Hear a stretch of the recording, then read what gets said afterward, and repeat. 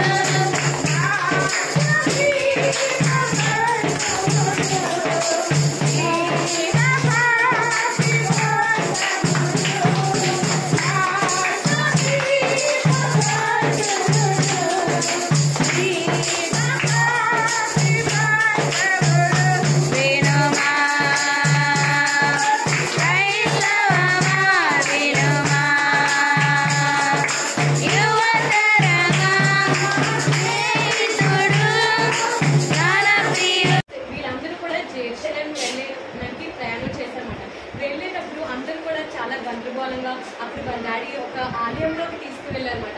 ఆలయంలోకి తీసుకెళ్ళగానే ఇక్కడ ఇలా ఉంటుంది, నీకు ఏం కనబడుతుంది చూడు జర్మియా, నీకు అక్కడ ఏం దేవుడు చెప్తారు అది వీళ్ళు అది ఎలా చెప్తారు అలాగే నడుచుకుంటారనమాట. సరే అనేసి వీళ్ళు ఏంటంటే అక్కడ జెరూసలేంలో ఏంటంటే చాలా వ్యతిరేకంగా ఉండేదన్నమాట.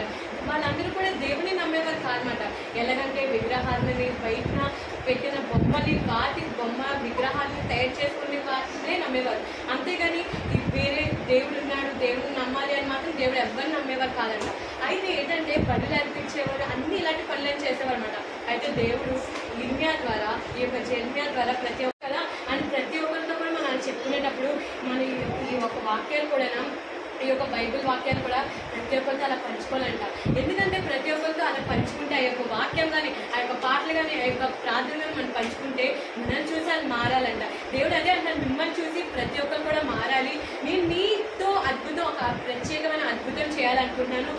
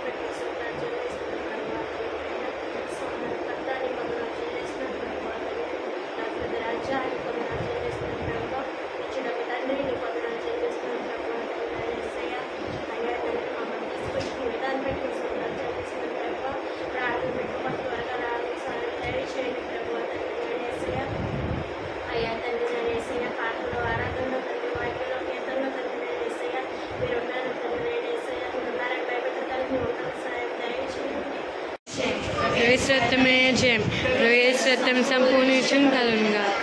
ఆమేన్.